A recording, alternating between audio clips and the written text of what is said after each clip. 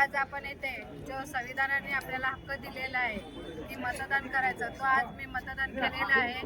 आणि मी जनतेलाही एक आवाहन करते की त्यांनीही इथे आपल्याला जो मतदानाचा हक्क दिलेला आहे तो बजावावा आणि आपल्या विकासासाठी आपल्या प्रत्येक वार्डमध्ये मतदान करावं.